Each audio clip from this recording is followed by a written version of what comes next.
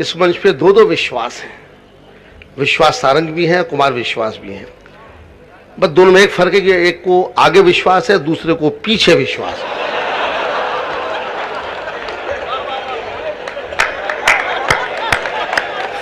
बहुत अच्छे। लेकिन यह भी याद रहे कि विश्वास शब्द खतरनाक है, विश्व में कहीं वास ना हो जाए। वाह। हाँ, कोई बात नहीं भैया, मुझे इसलिए प्रस्तुत किया गया है, ये सच है उनका कहना। मैं भी कोई गलतफहमी में नहीं हूँ, मुगालते में नहीं हूँ साहब। लेकिन क्या है कि काफ़ी तबीयत मेरी ख़राब है, कोई बहाना नहीं है। संपत सरल मेरे साथ में 3-4 दिनों से साथ में यात्रा में है, इसीलिए खराब है। जी जी, नहीं इसलिए ख़राब नहीं है। बता दूं मैं आपको, अगला खून तो दे रहा है कम से कम। कोई बात नहीं यार, चुपचाप रहो। आदमी जब नीचे से बोलता है तो वो बेसुरा होता है।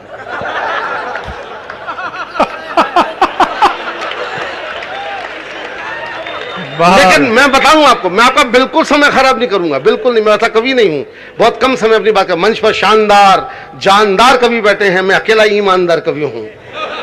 ईमानदार कौन होता है? जो कवि सुनने वालों को जल्दी छोड़ देता है। हाँ।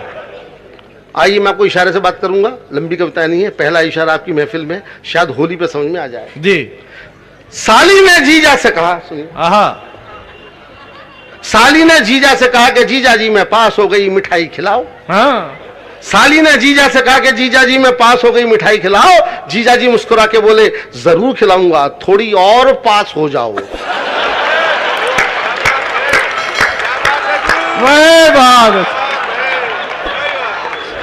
बहुत अच्छे, वाह भाई प्रदीप जी वाह। मैं पहली बार ठीक से क्यों नहीं सुना? साली में ध्यान था। हाँ, जीजा तो कंफर्म था, साली कंफर्म नहीं हो रही थी। बताओ, देखिए मैं बताऊं आपको, मैं शुरुआत कर रहा हूं। शुरुआत तो कर दी है दिनेश बावरा ने, बेहतरीन। लेकिन हर कवि से, कवियत्री से प्रार्थना है कि वे अपने थोड़े में बढ़िया अपना काम करे, वही अच्छी बात होती है। हालांकि बार बार नहीं कहूंगा, आइए मैं आपको थोड़ा ही सुनाऊंगा। साली ने जीजा से कहा कि जीजा जी मैं पास हो गई, मिठाई खिलाओ। जीजा जी मुस्कुरा के बोले जरूर खिलाऊंगा, थोड़ी और पास हो जाओ। इशारे से बात करना चाहिए। एक और बारीक इशारा, बहुत ही बारीक इशारा। आप दाद देंगे तो मेरा भला होगा, और नहीं देंगे तो मेरा क्या बुरा होगा। वाह, बाई से तो आ ही रहा है। लेकिन मैं आपको बता रहा हूं, आपको थोड़ा सा कि इशारा लीजिए। अच्छी बात कहना चाहता हूं कि अगर किताब में पढ़ा मैंने, मेरा अपना कुछ नहीं है। हाँ। जो देखता हूं, सुनता हूं, बुनता हूं, चुनता हूं, आपकी महफिल में लाता हूं। एक किताब में पढ़ा डॉक्टर कुमार विश्वास कि अगर कोई पति अपनी पत्नी के लिए कार का दरवाजा खोल रहा हो, बता दीजिएगा। आइए विश्वास जी, दरवाजा खोल के आए। विश्वास जी बहुत लंबे कद के आदमी हैं साहब, मेरे लिए हीनता का सब्जेक्ट है। लेकिन विश्वास जी बुरा ना मानिए, लंबे कद के लोग भला क्या तीर मार रहे हैं। मुझे याद है कि एक बहुत लंबा आदमी बाजार में सब्जी खरीदने के लिए आया, दुकानदार से बोला कि नींबू क्या भाव दिए? दुकानदार बोला बैठ के देख संतरे हैं।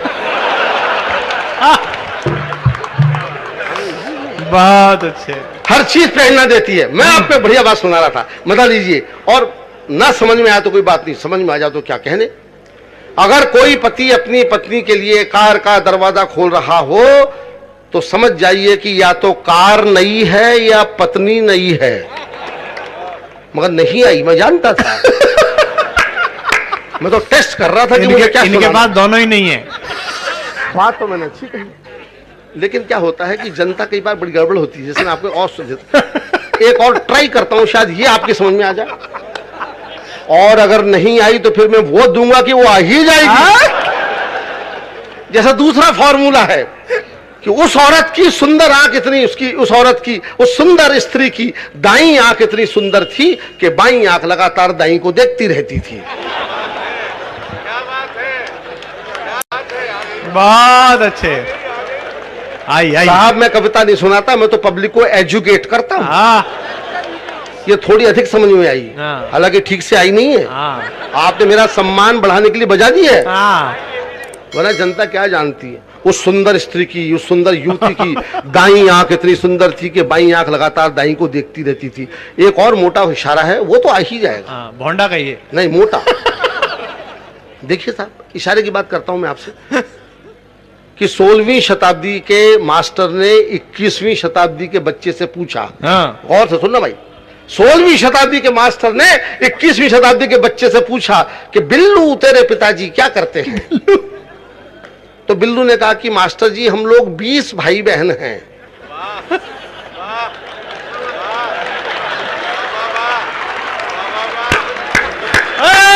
बहुत अच्छे, वाह भाई बिल्लू वाह।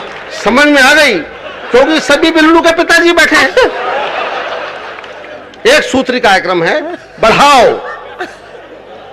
लेकिन बच्चा तो 21वीं शताब्दी का था, मास्टर 16वीं शताब्दी का। बिल्लू तेरे पिताजी क्या करते हैं? तो बिल्लू ने कह दिया कि मास्टर साहब हम लोग 20 भाई बहन हैं। मास्टर समझा नहीं, बोले वो तो मैंने सुन लिया, पिताजी क्या करते हैं? तो बिल्लू ने कहा कि अभी आपको बताया ना मास्टर साहब कि हम लोग 20 भाई बहन हैं। मास्टर फिर भी नहीं समझा, झल्ला के बोला यार मैं पूछ रहा हूं पिताजी क्या करते हैं? हाँ। तो बिल्लू बोला कि साहब जो आदमी इतना व्यस्त रहता हो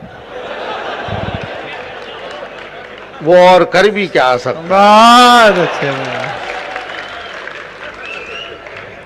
आइए मैं आपको थोड़ी देर आपके बीच में हूं, मेरी तबीयत काफी खराब है, ये कहना नहीं चाहता, ये विज्ञापन करना बेकार बात है। तबीयत तो खराब रहती है, मंच पे आते ही हर मरगिल्ला कभी भी जी उठता है, मरगिल्ला तो तालियां बज जाती। मैं अपने बारे में कह रहा हूं, उसके बारे में नहीं कह रहा हूं। अभी आप जानते नहीं है ऐसा, अभी 5 साल पहले मैं काफी हैवीवेट चैंपियन था, और ये तो जन्मजात ऐसा ही है। मैं पैदा हुआ था तब 5 किलो का था, और ये जब हुआ था तो केवल हुआ था, बल्कि यह तय करना मुश्किल था कि हुआ है कि हुई है। नहीं मैं तो हो गया था, ये तो 9 महीने तक होते ही रहे थे। नहीं मैं तो आलसी आदमी हूं, 15 महीने में हुआ। ये तो हुआ था कि हुई था पता करना मुश्किल है। जब इस उम्र में ये ऐसा है तब क्या रहा होगा कल्पना कीजिए आप। तो इसके पिताजी मेरे मित्र, उसने बताया, पिताजी ने बताया, बोले यार चौबे जी जब ये हुआ था तो पता करना मुश्किल था कि हुआ है कि हुई है, क्योंकि उस समय दोनों की आवाज एक जैसी रहती है। मगर दाई एक्सपर्ट थी, इनके खानदान में परमानेंट थी, वो कईयों को जन्म दिलवा चुकी थी। कुछ ना कुछ पिताजी को, इनके पिताजी को बताया कि घबराओ नहीं, हुआ ही है। तो तब पिताजी को आराम आया, बोला अगर ये हुआ है, 500 रुपए का नोट निकाला और दाई को दिया कि हुआ है तो फिर ये नोट भी तुम्हारा हुआ है। तो दाई ने मायूसी से नोट लौटा दिया, बोले हिंदो साहब हुआ ही क्या है।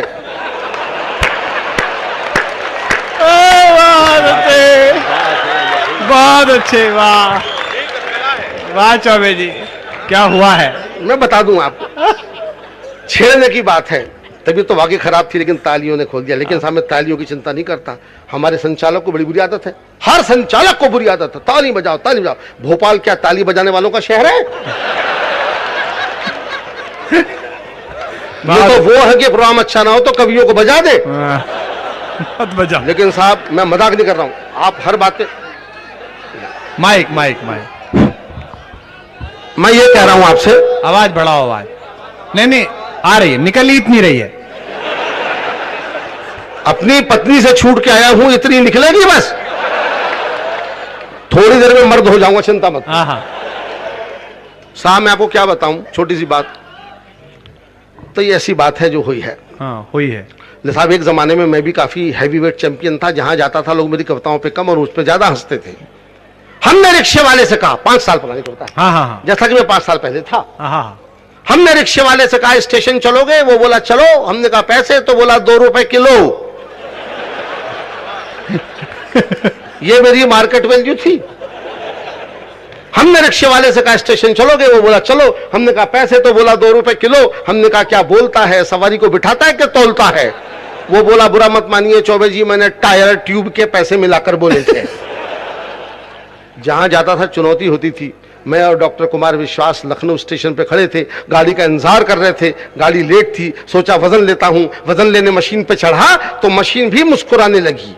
वाह। हम वजन तोलने की मशीन पर चढ़े, टिकट देखा तो आसमान से नीचे गिर पड़े। लिखा हुआ था सूचनाएं गौर से पढ़े, एक साथ 4 लोग न चढ़े।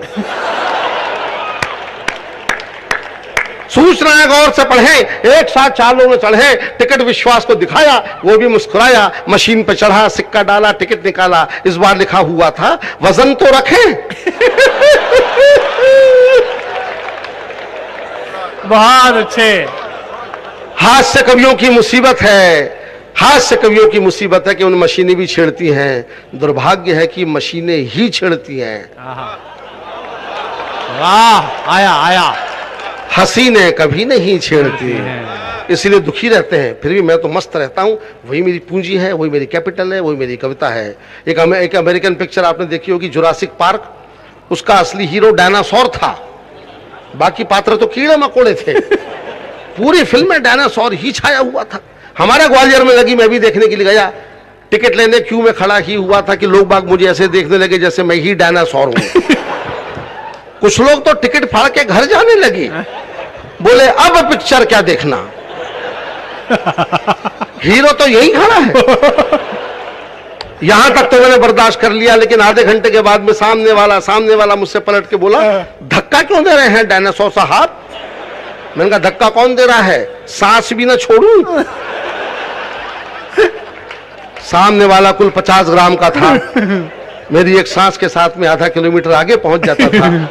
आदमी अपना वजन बढ़ाता नहीं है, मुझे कोसता है, तब मेरा दुखी दिल सोचता है। डॉक्टर कहता है वेट कम करो, बीवी कहती है पेट कम करो, विश्वास सारंग कहते हैं रेट कम करो।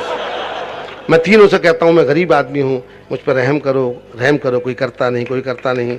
और मैं अनु सपन की बहुत निंदा करना चाहता हूं साहब, मुझे खाना खाने का मौका न दिया। जल्दी आओ, मंच पे शुरू होने वाला है, मुख्यमंत्री आ गए हैं। मैंने कहा मैं ब्राह्मण हूं, ना खाऊंगा तो निबट जाऊंगा।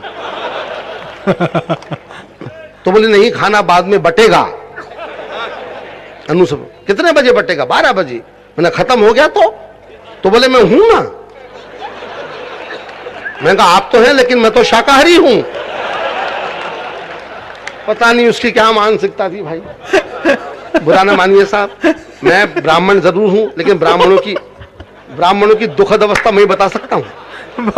आप हंसेंगे मैं जानता हूं, मगर आपके हंसी में मेरे आंसू छिपे हैं ब्राह्मण के, मैं जानता हूं। शताब्दियों से ब्राह्मणों का एक सूत्री कार्यक्रम है, खाओ। ये उसकी तमन्ना नहीं थी, परंतु आप जानते हैं कि हिंदू समाज में 4 जातियां, ब्राह्मण, क्षत्रिय, वैश्य, हरिजन, तीनों जातियों ने ब्राह्मण को कुंठित करने का प्रयास किया। ये बड़ा हीरो बना घूमता है, इसको निपटाओ। तो बाकी 3 जातियां गई ब्राह्मण के पास में, प्रस्ताव रखा, आप हमारे देवता हैं, आप कोई काम नहीं करेंगे, काम हम करेंगे, आप केवल खाना। ब्राह्मण को प्रस्ताव पसंद आया, स्वादिष्ट, फुकट में खाने को मिल रहा है, खींचो। शताब्दियों तक खींचा, स्थायी किस्म का खाऊ हो गया। बाद में महंगाई आ गई, अब कोई पूछता नहीं। जातियों का प्लान सक्सेसफुल। यार बैठ जाए यार, भैया बैठ जाए यार, हो गया यार। किसको बुला रहा है पता नहीं ऐसे करके, घर से बाहर है, किसको बुला? ब्राह्मण दुखी पाए जाते हैं, ब्राह्मण देवता दुखी पाए जाते हैं, क्योंकि कोई बुलाता नहीं है। लेकिन कभी कभी भाव बढ़ जाते हैं जब श्राद्ध पक्ष आते हैं। श्राद्ध पक्ष में हर टुइया ब्राह्मण अमिताभ बच्चन बन जाता है। चारों तरफ से निमंत्रण आता है कि हमारे चाचा जी गुजर गए, उनका खा लो, हमारे बाप का खा लो। जिस चाचा बाप को जिंदगी भर ठीक से नहीं खिलाया, उसके मरने के बाद में ब्राह्मण को खिलाते हैं। मैं साहब श्राद्ध का नहीं खाता, मेरा दुख सुनिएगा आप। मैं श्राद्ध का नहीं खाता, जब मैं जिंदा हूं तो अपनी कमाई का खाऊंगा, दूसरे की डेड बॉडी का क्यों खाऊं? मैं ग्वालियर में मेरी बड़ी रेपुटेशन है। आ जाते हैं, एक ठाकुर साहब मेरे पड़ोस में रहते हैं, श्राद्ध पक्ष में आए, बोले चौबे जी मेरे पिताजी का श्राद्ध है, आपको खाना खाने आना है। मैं कहा ठाकुर साहब मैं श्राद्ध का नहीं श्रद्धा का खाता हूं। वाह क्या बात है चौबे जी, वाह। मेरी बात समझा नहीं, बोले क्या मतलब? मैं कहा जब तेरे पिताजी जिंदा थे तब कभी क्यों नहीं बुलाया? तब कभी नाश्ते पे भी नहीं बुलाया, मरने के बाद में डायरेक्ट लंच पे बुला रहा है। मैं तेरे पिताजी का एजेंट हूं क्या? उनका माल खाऊं और भी पहुंच जाऊं? मैंने कहा मैं तो नहीं आ रहा। तो ठाकुर बुरा मान गया, बोले नहीं आओगे तो अगले साल तुम्हारा ही मनेगा।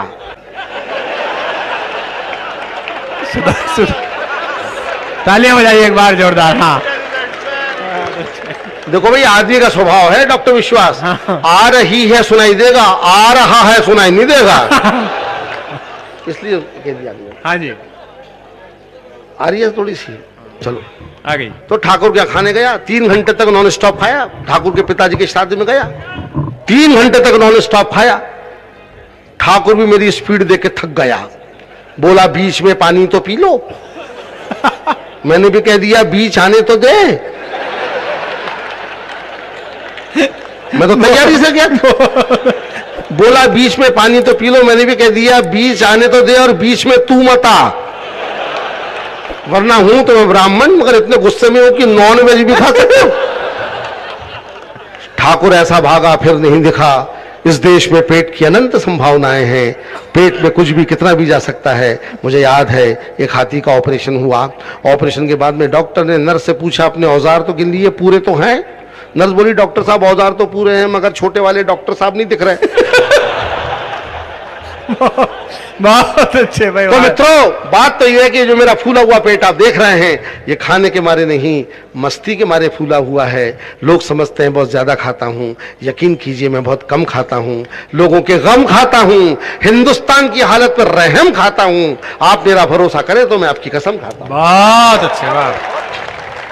मेरा एक दोस्त मुझको रोज फोन करता था, चौबे जी कश्मीर हमारा है, कश्मीर हमारा है। मैं कहता बोलने की क्या बात है भाई, तेरा कोट तेरा, उसको मेरा कोट मेरा है। कल के दिन बोले कैसा ये मेरा बाप है, मेरा बाप है, मेरा बाप, कोई ऐसा बोले भाई दबे। 4 दिन अपन सुने कि हमारा बाप है, बाद में 5वें दिन शक होगी क्या पता है भी कि नहीं। हिंदुस्तान महान है, उस पर कविता उस पर इतिहास लिखा जा चुका है। कविता क्या सुनना, आप तो मेरी वो सुनो जो मूर्खता भरी मेरे अनुभव हैं उनका मजा लो। आप तो स्वागत है। मूर्खता अच्छी चीज है। आइए थोड़ा सुनाता हूं मैं आपको ऐसा। मैं आपसे सवाल पूछता हूं साहब, मैं जनरल नॉलेज का कवि हूं। माँ का दूध, माँ का दूध, माँ का दूध पिया है तो आजा बेटा। सारी जिंदगी आपने हिंदुस्तान में माँ के दूध का सुना होगा, क्या कभी आपने बाप का दूध सुना? एक सवाल है साहब ये। आप ये मत समझना कि मैं कोई हल्की बात कर रहा हूं, मैं हल्की फुल्की बात तो कर रहा हूं, हल्की बात नहीं कर रहा। बाप का दूध मैंने सुना एक बार, अच्छा, बल्कि देखा। अच्छा। अभी आगरा में हलवाई की दुकान पे खड़ा था, एक नौजवान आया, उसने 2 लीटर दूध पिया और दूध पी करके बिना पेमेंट किए भाग निकला। हलवाई पकड़ के लाया, 4 जूते दिए, क्यों बे साले मुफ्तखोर, दूध तेरे बाप का है?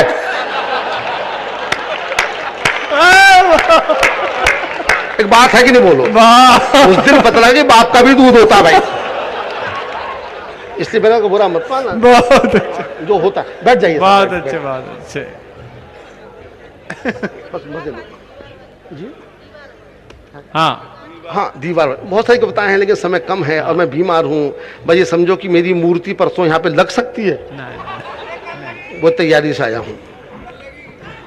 अंडे बेच खरीदने गया साहब मैं, मेरी बात सुनिए। हाँ, मैं अपने कुत्तों के लिए अंडे खरीदने गया तो मेरी क्या हालत हुई। वाह, मेरी इमेज खराब है, हाथ से कभी हूँ, कोई सीरियसली लेता नहीं है। अंडे वाले से मैंने पूछा कि आपने ये अंडे कैसे दिए? आप लोग गलत समझ रहे, मैं जानता हूं।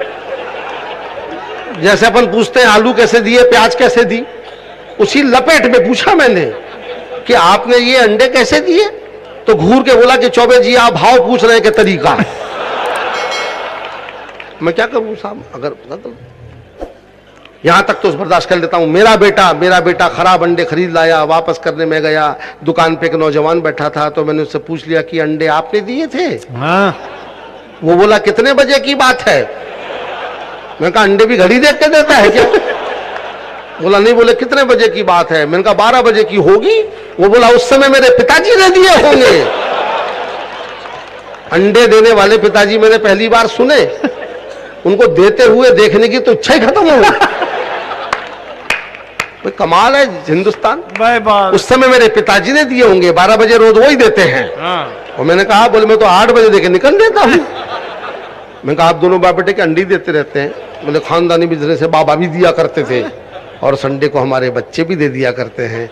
आप हमें हाथ से कभी कहते हैं लेकिन ऐसा होता नहीं है, हम तो फकीर हैं। और गालिब का शेर याद आता है कि बनाकर फकीरों का हम बेस गालिब तमाशाए अहले करम देखते हैं। अंत में एक छोटी सी कविता, अगर आप उसे कविता मान लें। स्वागत है। बिल्कुल नहीं साहब, ताली मत बजाना। हाँ, मैं कमार विश्वास से 50 बार कहा ताली क्यों बजवाते हो? तो बोले दादा तालियों से कॉन्फिडेंस आता है। मैंने कहा नहीं, कॉन्फिडेंस हो तो तालियां अपने आप आती हैं। एक बात है भाई, लेकिन ये बात मैंने ऐसे नहीं कही साहब। आप लोग होंगे 10,000 आदमी मेरे ख्याल से यहाँ पर इस समय। अभी बरेली में प्रोग्राम हुआ था, कुमार विश्वास से पूछिए। लाओ ये क्या चिट्ठा पर्ची आई है, देखिए। बहुत अच्छा। क्या लिखा? कोई बात नहीं, जो भी लिखा है प्रदीप चौबे हमारे पूर्वज बंदर थे। मैं अपने वंशज को प्रणाम करता हूँ।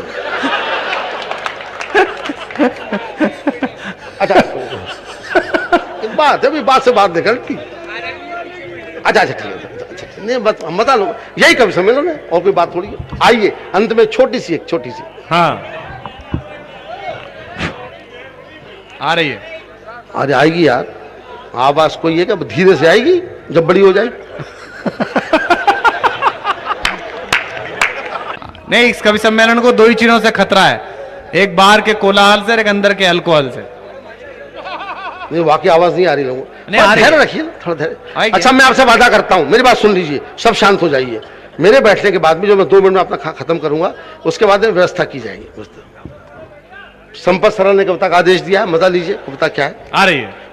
सिनेमा के पोस्टर लगे हैं, कल्पना कीजिए आप एक फिल्म स्टूडियो में खड़े हुए हैं, सिनेमा के पोस्टर लगे हुए हैं।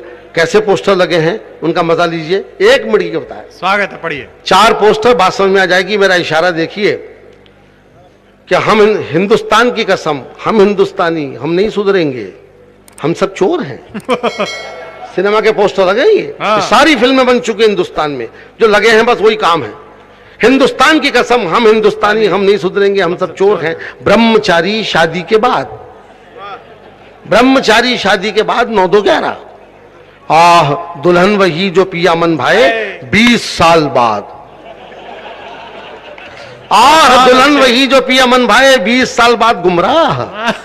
झील के उस पार आन मिलो सजना, 2 गज जमीन के नीचे मैं इंतकाम लूंगा। झील के उस पार आन मिलो सजना, 2 गज जमीन के नीचे मैं इंतकाम लूंगा। पति पत्नी जानी दुश्मन, बाप बेटा हम आपके हैं कौन। खून का बदला खून, भाई हो तो ऐसा। चोर पुलिस एक दूजे के लिए। और पोस्टर सुनिए, माथा सुनिए। पवन पुत्र हनुमान घर बसा के देखो। वाह, बेचारे हनुमान जी को भी नहीं छोड़ा। पवन पुत्र हनुमान घर बसा के देखो। और अंतिम 3 पोस्टर में वहां खड़ा हुआ, लिखा हुआ था गांधी एक बार चले आओ हसीना मान जाएगी। वाह। लोग मुझे आदमी नहीं मानते, लोग मुझे देवता बनाना चाहते हैं, मुझे गणपति बना दिया है। अब गणपति आपके सामने खड़े हैं और उनकी सवारी दूसरे माइक पर बैठी है।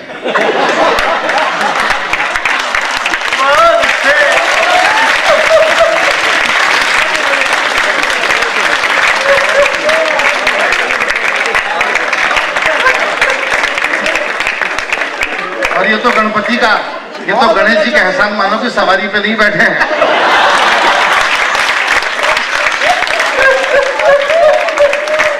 वरना सवारी के चित्र पे हार टंग जाता और एक अच्छा खासा चित्रहार हो जाता। ये कुमार विश्वास मुझे अक्सर छेड़ता है। अब तो मैं जरा कुछ दुबला पतला हो गया हूँ, बल्कि दुबला हो गया हूँ, बल्कि पतला हो गया हूँ। दुबला तो फिर भी एक स्टेटस है, लेकिन मैं पिछले दिनों काफी हैवी था, तो अक्सर मेरी काया का प्रयोग मंच पे करता था। मुझे मोटा बताता था, मेरी काया से छेड़छाड़ करता था। ये मेरा दुर्भाग्य है कि एक पुरुष मेरे साथ में छेड़छाड़ करता है। असल में खाते पीते लोगों से, स्वस्थ लोगों से दुबले काया के लोगों को कुंठा होती है, ईर्ष्या होती है। आप इस शख्स को देखिए, जरा गौर से देखिए, जरा मन की आंखों से देखिए। जब इस उम्र में ये इस साइज का और वजन का है, तो पैदाइश के समय में इसका हाल क्या रहा?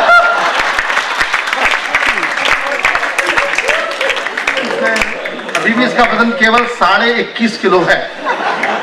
मैं तो पैदा ही 2.5 किलो का हुआ था। और इसका हाल ये रहा कि जब ये पैदा हुआ था तो ये बस हुआ था। उस समय सबकी आवाज एक जैसी रहती है। ये पता लगाना मुश्किल था कि हुआ है कि हुई है। वो तो दाई एक्सपर्ट थी जिसने बता दिया कि साहब हुआ है। तो पिताजी को तसल्ली हुई इनकी, चलो हुआ है। तो दाई को उन्होंने 100 रुपए का नोट दिया कि लो ये हुआ है, तो तुम्हारे लिए ये नोट हुआ है। तो दाई ने 100 रुपए लौटा दिए, बोले साहब हुआ ही क्या है।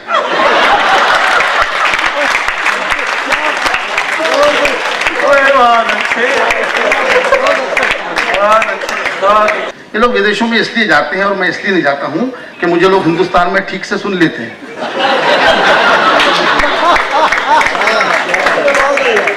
इन लोगों को दूसरी मुश्किलें हैं। अमेरिका से मुझे निमंत्रण आया कि चौबे जी आपको भी आना है। तो मैं गया अपने फोटोग्राफर में, आपकी फोटो देख के याद है, कैमरा देख के याद है, क्या तो सुना देता हूँ कि मेरे क्या क्या मुसीबतें मेरे साथ में हैं। मैं अपने लोकल फोटोग्राफर के पास में पहुंचा, मैंने कहा यार पासपोर्ट साइज फोटो खिंचाना है। इसमें क्या हंसने की बात, लेकिन मेरी इमेज ही खराब है, सब मुझे देख के हंसते हैं, मेरी संजीदगी की कोई पहचान तो नहीं। तो मैंने उससे कहा यार पासपोर्ट साइज फोटो खिंचाना है, चाहता हूं उसमें जूते भी आ जाएंगे। हिंदुस्तानी आदमी बुनियादी तौर पे लालची होता है, 2 रुपए में 20 रुपए का आउटपुट चाहता है। तो मैं भी वही अपना महान हिंदुस्तानी, मैंने कहा यार पासपोर्ट साइज फोटो खिंचाना है, चाहता हूं उसमें जूते भी आ जाएं। वो बोला आ जाएंगे साहब, सिर पे रख लेना। ये मजाक मेरे साथ में इसलिए होते हैं क्योंकि मैं हास्य रसा कवि हूँ। मुनव्वर राणा साहब बड़े भाई हैं हमारे, बहुत अच्छे हमारे बड़े भाई हैं, दोस्त भी हैं, तो लेकिन वो भी मुझसे मजाक कर लेते हैं। खुद बड़े संजीदा शायर हैं, पर मुझको देखते उनको फुलझड़िया से छूटने लगते हैं, वो तक मजाक कर लेते हैं मेरे साथ में। पिछले दिनों अमेरिका से लौटे मुनव्वर भाई, तो मैंने कहा साहब मैं भी अमेरिका जाने की सोच रहा हूँ, कितना पैसा लग जाएगा? बोले एक भी नहीं, क्योंकि सोचने का क्या पैसा।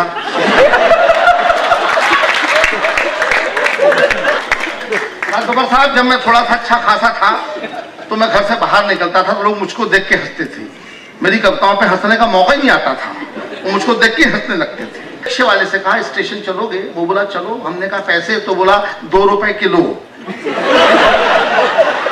ऐसा रेट आपने कभी नहीं सुना होगा, दुनिया जाती है किलोमीटर से, मैं जाता हूँ किलो से। अपनी अपनी मार्केट वैल्यू है। हमने रिक्शे वाले से कहा स्टेशन चलोगे? वो बोला चलो। हमने कहा पैसे? तो बोला 2 रुपए किलो। हमने कहा क्या बोलता है, सवारी को बिठाता है कि तोलता है? वो बोला बुरा मत मानिए चौबे जी, मैंने टायर ट्यूब के पैसे मिलाकर बोले थे।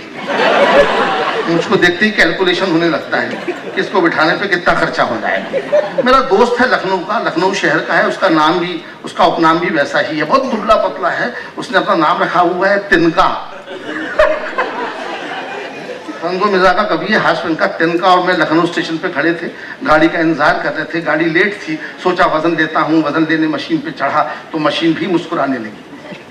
हम वजन तोलने की मशीन पर चढ़े, टिकट देखा तो आसमान से नीचे गिर पड़े। लिखा हुआ था सूचनाएं गौर से पढ़ें, एक साथ 4 लोग न चढ़े।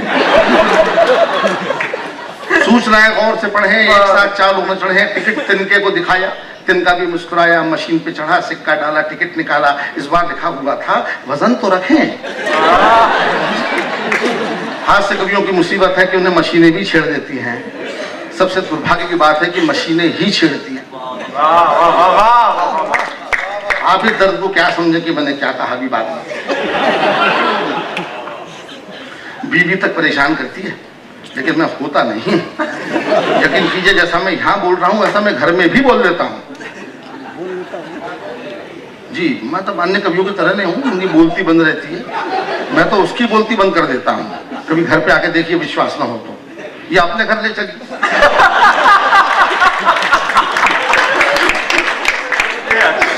मैं तो सब जगह बोल लेता हूँ। एक बार मेरी बीवी मुझसे बोली कि भगवान जब मर्दों को अकल बांट रहा था तब तुम क्या कर रहे थे? मैंने कहा मैं तेरे साथ फेरे ले रहा था। उसमें सारी अकल विश्वास को मिल गई, क्योंकि वो ठीक पीछे खड़ा था। तो मैं घबराता नहीं हूँ, बात निकाल लेता हूँ। एक बार मेरी बीवी बोली कि मुझे अपना ब्लड ग्रुप चेक कराना है। डॉक्टर के पास में गई, डॉक्टर मेरा दोस्त है, फोन किया, बोले चौबे जी मुबारक हो, जो ब्लड ग्रुप आपका है वही आपकी बीवी का है। मैं कहा वो तो होता ही, 20 साल से मेरा खून पी रही है। ब्लड ग्रुप तो मेरा ही होता, तेरा होता क्या भाई? ये चुनौतियां आती मेरे साथ में, लेकिन मैं कलेजे वाला हूँ और हंसा लेता हूँ, लोगों को कर लेता हूँ, और क्या करूँ। लेकिन कभी दांव उल्टा पड़ जाता है। औरतें भी तो बुद्धिमान होती हैं।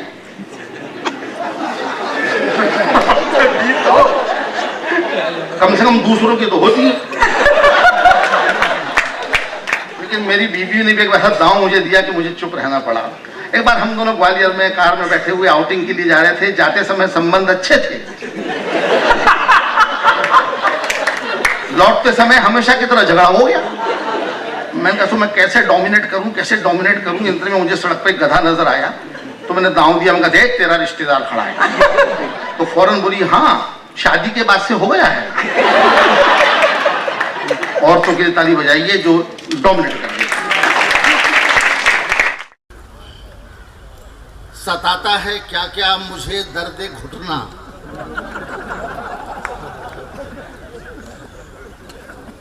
सताता है क्या क्या मुझे दर्द घुटना, जो एक बार बैठूं तो मुश्किल है उठना।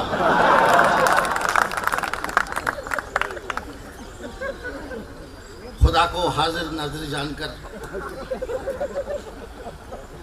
जो कुछ कहूंगा झूठ कहूंगा और झूठ के अलावा कुछ नहीं कहूंगा। फोटोग्राफर साहब फोटो दे रहे हैं, सामने से लीजिए, इधर के हिस्से का आप क्या करेंगे।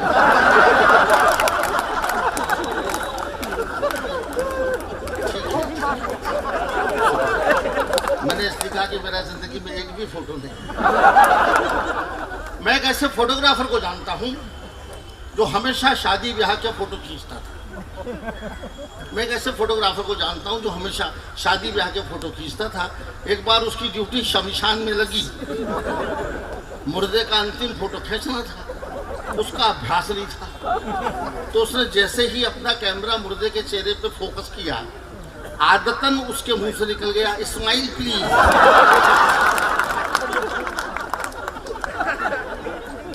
ऑफर इतना जोरदार था कि मुर्दा भी मुस्कुरा दिया। अंजाम ये हुआ कि मुर्दा लगातार मुस्कुरा रहा था और जो नहीं थे वो हुए जा रहे। बहुत अच्छी महफिल है और पहली बार मौका मिला है न्यायपालिका के लोगों के बीच में आने का। मैं बहुत छोटी कविताएं सुनाऊंगा गौरव जी, मैं लंबी कविताएं अब नहीं सुनाता। जब मेरी उम्र थी तब मैं लंबी कविताएं सुनाता था, अब तो मेरी खुद ही लंबे होने की उम्र है, इसलिए मैं लंबी कविता नहीं सुनाऊंगा। और लंबी कविता सुनाने से एक्सीडेंट भी हो सकता है। मुझे याद है कवि ने बहुत लंबी कविता सुना दी, सामने बैठा कि वीआईपी चल बसा। लंबी कविता सुन के वो लंबा ही हो गया। जज साहब भी सुन रहे थे, जज साहब ने उसको कहा कि तुम्हारी कविता से एक आदमी की हत्या हो गई, तुमको फांसी होने वाली है, मैं ही देने वाला हूँ, कोई अंतिम इच्छा हो तो बताओ। कवि बोला साहब वही कविता मैं आपको सुनाना चाहता हूँ।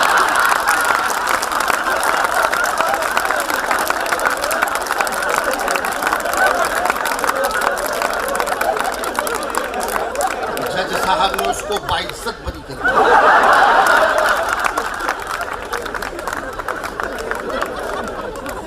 मैं ऐसा कभी नहीं करता। और ये हमारी बहन और हमी ने ठीक कहा और अशोक जी ने भी ठीक कहा कि हमारे मंचों पर इन दोनों एक छोटा सा कुटेव आया है कि बहुत तालियों तालियों तालियों के लिए बार बार कहते हैं। ऐसा होने लगा है। बहन ने भी काफ़ी तालियां बजवाई। मैं उनसे पूछना चाहता हूँ आपने इतनी तालियां क्यों बजवाई? ये लोग क्या ताली बजाने वाले?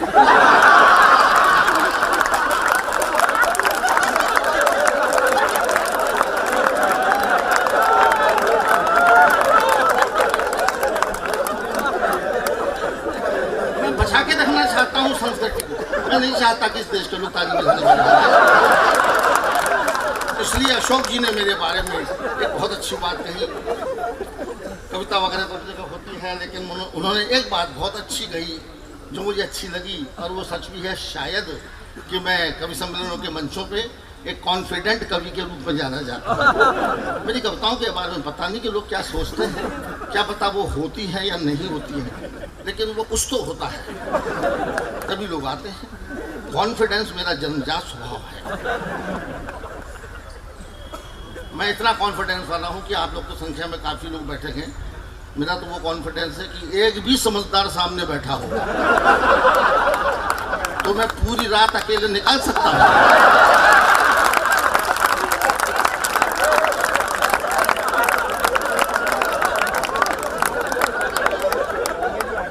बरेली में प्रोग्राम था, वसीम साहब से पूछिएगा। बरेली में उत्तर प्रदेश में तो बहुत भीड़ आती है साहब, और रात रात भर के कार्यक्रमों की परंपरा है। सुबह हो जाती है और काफ़ी लोग आते हैं। तो बरेली में प्रोग्राम था, मुशायरा था, कवि सम्मेलन था और मैं भी था। 60,000 आदमी पंडाल में था और 60 कवि मंच पर थे। अब मेरा नंबर तो लगभग आखिरी में आता है, क्योंकि मैं सीनियर सिटीजन भी हो गया हूं। तो रात के 8 बजे शुरू होने वाले प्रोग्राम में जब मेरा नंबर माइक पे आया तब सुबह के 4 बज रहे थे और पंडाल में केवल 2 लोग बचे थे, एक सुनने वाला, दूसरा सुनाने वाला। कोई और होता तो बेहोश हो जाता, लेकिन मैं तो जैसा कि बताया जाता कि मैं कॉन्फिडेंस वाला हूँ, मैं ना घबराया और मैंने कॉन्फिडेंस से काम किया। और सामने बैठे एकमात्र श्रोता से मैंने कहा कि आप ज़रूर मेरे लिए बैठे थे। वो बोला नहीं, आपके बाद मेरा नंबर है।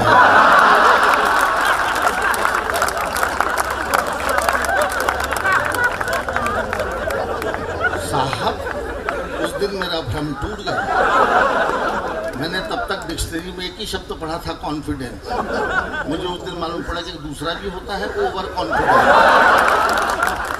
मैंने जिंदगी के अनुभव लिए।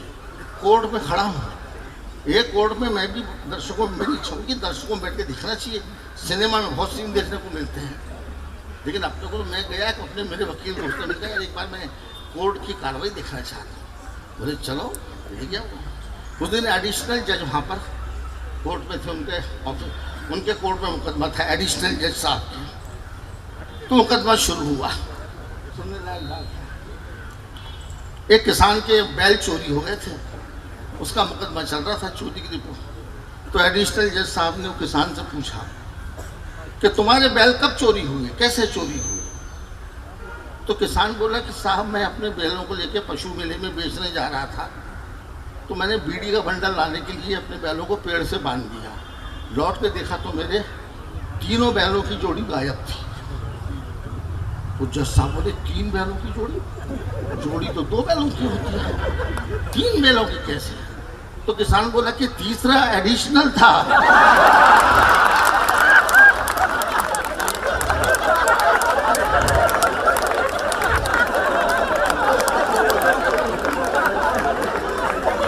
पढ़ा लगे तो लिखा तो किसान भी था। मैं ईमानदारी से जो वहीं से लाया हूँ, तो कुछ नहीं करता, जाता हूँ, देखता हूँ, हो जाता है। ऐसा हो जाता है। आइए बहुत थोड़ा सा मैं आपको सुनाऊंगा, कुछ आलपे ने सुना देता हूँ ताकि आप वहाँ तक पहुँचें। हालांकि मैं बहुत देर तक सुना सकता हूँ, लेकिन नहीं, मैं चाहता हूँ कि आप फिर अगले साल भी आ सकें, जैसा कि मैंने आपसे कहा। कुछ आलपी ने सुना देता हूँ। आलपी ने मेरी और माइक्रो कविताएं हैं, छोटी छोटी हैं कि शेर शेरनी से नहीं। आपने मेरा वो देखा, एक हंसी का पहलू देखा, अब आप मेरा दूसरा पहलू देखिए। हर सिक्के के 2 पहलू होते हैं। एक पहलू आपने देखा कि मैं हंसा सकता हूँ, और दूसरा पहलू ये है कि मैं आपको सीरियस भी कर सकता हूँ और चुटकियाँ दे सकता हूँ। आइए मैं आपको आलपी ने सुनाता हूँ। ये मेरा एक नया कारनामा है, एक नई किताब मेरी आ रही है जिसका शीर्षक है आलपिन, और हर पेज पर 2.5-2, 3-3 पंक्तियों की कविताएं हैं। बस कोई भी कविता 4 लाइन से ज़्यादा की नहीं है। अब उसमें कुछ इशारे हैं, सुन लीजिए दोस्तों। शेर शेरनी से नहीं डरता, जानवर और आदमी में क्या फ़र्क है? शेर शेरनी से नहीं डरता क्योंकि प्यार करता है, शादी नहीं करता। अब ये दूसरे मिजाज की सुन रहे हैं। शेर शेरनी से नहीं डरता क्योंकि प्यार करता है, शादी नहीं करता। आदमी औरत से डरता है क्योंकि प्यार नहीं, सिर्फ शादी करता है। हम लोग सिर्फ शादी करते हैं साहब, या तो विवाह करते हैं या आखिरी तक, जीवन तक निर्वाह करते हैं। प्रेम करने की सूझती ही नहीं। शायद ये प्रॉब्लम है। ऐसी कविता है। शेर शेरनी से नहीं डरता क्योंकि प्यार करता है, शादी नहीं करता। आदमी औरत से डरता है क्योंकि प्यार नहीं, सिर्फ शादी करता है। सरकारी दफ्तर का सीन सुना रहा हूं। अफसर लोग कैसी बात करते हैं। बड़े अफसर ने छोटे को डांटा, बड़े अफसर ने छोटे को डांटा, आप निकम्मे हैं, एकदम गधे हैं। छोटा बोला ठीक कहते हैं सर, आप मुझसे बड़े हैं। पता नहीं क्या बोल रहा है, क्या। बड़े अफसर ने छोटे को डांटा, आप निकम्मे हैं, एकदम गधे हैं। छोटा बोला ठीक कहते हैं सर, आप मुझसे बड़े हैं। कुंवारे के दरवाजे, तीसरी आलपी, छोटी छोटी कविता है, आलपी नहीं। कुंवारे के दरवाजे पर लिखा था होम स्वीट होम। शादीशुदा के लिखा था ओम शांति ओम शांति ओम शांति। चौथी आलपिन है, मैंने अपने मित्र शहाबुद्दीन से पूछा, यार बकरा ईद कब है? वो बोला जिस दिन आ जाओ। उसका मतलब था कि तारीख वारीख क्या होती है, जब आएगा तभी। मैं तो गया ही नहीं, क्या पता मुझसे ही मना लेगा। मैंने अपने मित्र शहाबुद्दीन से पूछा, यार बकरा ईद कब है? वो बोला जिस दिन आ जाओ। और सुनिए, आपको मजा आएगा आलपिनों में। बीवी एक को जीने नहीं देती, हर एक की कहानी है, हर एक की ट्रेजेडी है, लेकिन मेरी कुछ और भी है। बीवी एक को जीने नहीं देती, ऊपर से करवा चौथ रखती है, मरने भी नहीं देती। बीवी एक को जीने नहीं देती, ऊपर से करवा चौथ रखती है, मरने भी नहीं देती। और एक छोटी सी सुनिए सूरी साहब, कि चूहा कहीं भी, एक बात है भाई, चूहा कहीं भी और अफसर कहीं का भी बिल बना सकता है।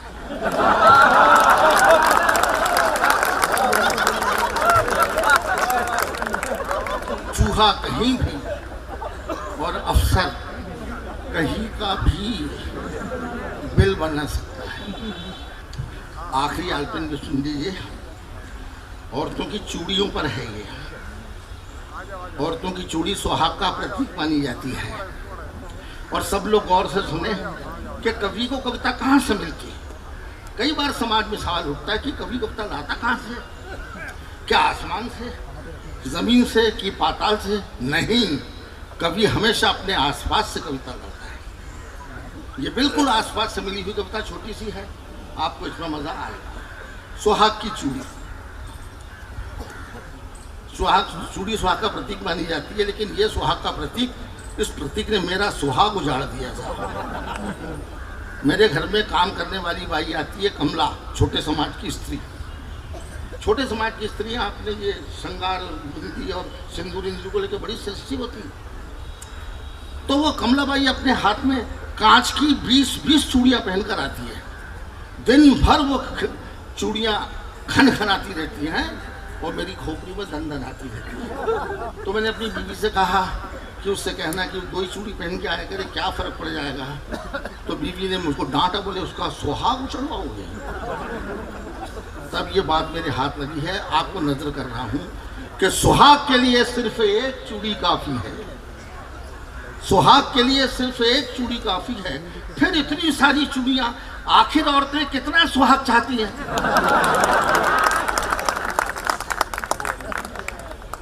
आइए सबसे आखिरी में, मैं बहुत अच्छा आपने सुना इसलिए, वरना मैं तो बहुत जल्दी खिसकने वाला कवि हूँ। लेकिन आइए मैं आपको एक बहुत मनोरंजक बात बता करके अपना स्थान लूँगा। और प्रधानमंत्री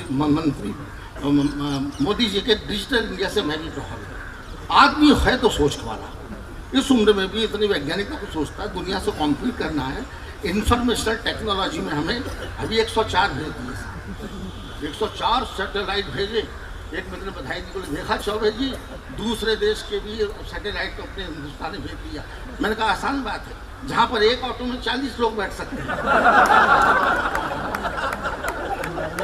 मैंने कहा हिंदुस्तान में प्रॉब्लम नहीं है।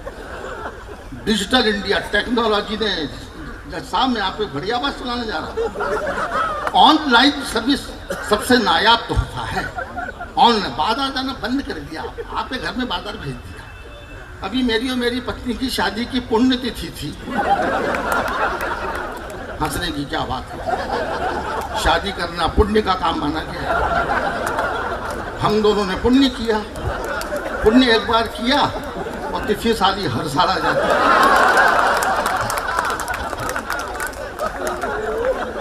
तो मनानी ही पड़ती है।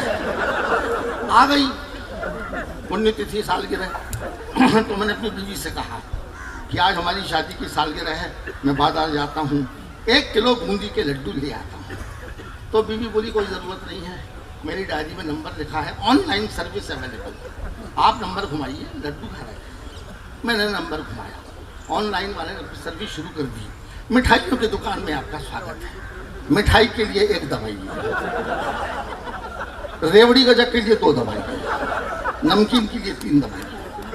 मुझको मिठाई चाहिए थी, मैंने मिठाई दबा दी। गुलाब जामुन के लिए 1 दवाई, बूंदी के लड्डू के लिए 2 दवाई, रबड़ी के लिए 3 दवाई। मुझको तो लड्डू लेने थे, मैंने 1 दवा दी। बूंदी के लड्डू के लिए 1 दवाई। उसने अपनी कहानी शुरू कर दी, मैं फंसा बैठा। बूंदी के लड्डू के लिए 1 दवाई, खोए के लड्डू के लिए 2 दवाई और बेसन के लड्डू के लिए 3 दवाई। मेरे को बूंदी के लड्डू लेने थे तो मैंने बूंदी के लड्डू दबा दिया। 1 किलो लड्डू के लिए 1 दवाई,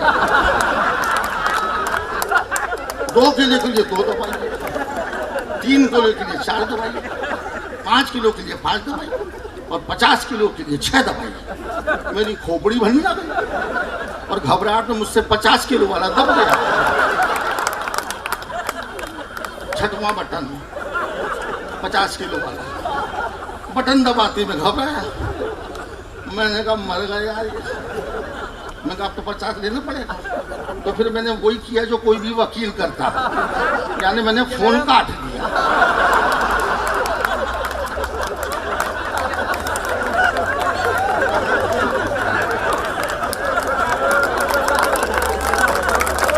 एक बार जोरदार तालियां बजाइए प्रदीप चौबे के लिए। प्रदीप चौबे ग्वालियर से आपके बीच। एक अमेरिकन पिक्चर आई थी जुरासिक पार्क, आपने देखी होगी। उसका असली हीरो डायनासोर था। हमारे ग्वालियर में लगी बड़ी सुपरहिट चारों तरफ शो डायनासोर डायनासोर। मैं भी देखने के लिए गया। टिकट लेने क्यू में खड़ा ही हुआ था कि लोग बाग मुझे ऐसे देखने लगे जैसे मैं ही डायनासोर। कुछ लोग तो टिकट फाड़ के घर जाने लगे। बोले अब पिक्चर क्या देखना, हीरो तो यहीं खड़ा है। यहां तक तो मैंने बर्दाश्त कर लिया, लेकिन आधे घंटे के बाद सामने वाला मुझसे पलट के बोला धक्का क्यों दे रहे हैं भाई साहब। मैं कहा धक्का कौन दे रहा है, सांस भी ना छोड़ूं। सामने वाला कुल 50 ग्राम का था। मेरी एक सांस के साथ में आधा किलोमीटर आगे पहुंच जाता था। आदमी अपना वजन बढ़ाता नहीं है, मुझे कोसता है। तब मेरा दुखी दिल सोचता है, डॉक्टर कहता है वेट कम करो, बीवी कहती है पेट कम करो, नोएडा वाले कहते हैं रेट कम करो। मैं तीनों से कहता हूं मैं गरीब आदमी हूं, मुझ पर रहम करो रहम करो। कोई करता नहीं, कोई करता नहीं। बहुत शानदार तालियां आपने बजाई हैं। मैं तालियों की चिंता नहीं करता हूं, मैं कॉन्फिडेंस वाला कभी हूं। आप लोग तो संख्या में बहुत सारे हैं, मगर एक भी आदमी समझदार सामने बैठा हो तो मैं रात निकाल लेता हूं। अभी बरेली के स्टैंडर्ड में प्रोग्राम हुआ था, बरेली के मैदान में 40,000 श्रोता मैदान में थे। 8 बजे प्रोग्राम शुरू हुआ और मंच पर 40 कवि थे। जब सुबह 4 बजे मेरा नंबर आया तो पंडाल में 2 लोग थे, एक सुनने वाला और एक मैं सुनाने वाला। लेकिन मैं जरा भी नहीं घबराया। मैंने कहा यार तू मेरे लिए बैठा हुआ है, मैं बहुत अच्छा कवि हूँ। वो बोला नहीं चौबे जी आपके बाद मेरा नंबर है। तो आप लोग तो बहुत सारे बैठे हुए हैं, तालियां बजा सकते हैं, कोई बात नहीं। और थोड़ा सुनिए, आज की शाम लाफ्टर शो की शाम है। मेरी बड़ी प्रॉब्लम है, मैं बड़ा गंभीर आदमी हूं, लेकिन मैं क्या करूं कि हंसाने का काम करते करते मेरी इमेज एक हास्य कवि की हो गई है, तो कोई मेरी बात को समझना नहीं चाहता। मैं अपने कुत्तों के लिए अंडे खरीदने गया मार्केट में, तो मैंने अंडे वाले से एक बड़ा सिंपल सवाल पूछा कि आपने ये अंडे कैसे दिए। मुझे मालूम है आप भी गलत समझ रहे हैं, तो मेरी इमेज ही वैसी है। जैसे अपन पूछते हैं आलू कैसे दिए, प्याज कैसे दिए, उसी लपेट में पूछा मैंने कि आपने ये अंडे कैसे दिए। तो घूर के बोला कि चौबे जी आप भाव पूछ रहे हैं कि तरीका। मैंने कहा भाव बता दे, तरीका तू जान। मुर्गी तेरी है कि मेरी है। वो मुझसे मिलते ही लोगों का कैरेक्टर खराब होने लगता है। मेरा बेटा खराब अंडे खरीद लाया, वापस करने में गया, दुकान पे एक नौजवान बैठा था, तो मैंने उससे पूछ लिया कि अंडे आपने दिए थे। वो बोला कितने बजे की बात है। मैंने कहा अंडे भी घड़ी देख के देता है क्या। बोला नहीं, बोले कितने बजे की बात है। मैंने कहा 12 बजे की होगी। वो बोला उस समय मेरे पिताजी ने दिए होंगे। 12 बजे वही देते हैं। और मैंने कहा आप, बोले मैं तो 8 बजे लेके चला जाता हूँ। मैंने कहा आप दोनों बाप बेटे के अंडे देते रहते हैं। तो बोला क्या करें, खानदानी बिजनेस है, बाबा भी दिया करते थे और संडे को हमारे बच्चे भी अंडे दे दिया करते हैं। मिर्जा गालिब का शेर याद आता है, बनाकर फकीरों का हम भेष गालिब, तमाशाए अहले करम देखते हैं, तमाशाए अहले करम देखते हैं। मुझे गणपति बता दिया, मुझे कोई एतराज नहीं है। अब गणपति आपके सामने खड़े हैं और उनकी सवारी दूसरे माइक पर बैठी है।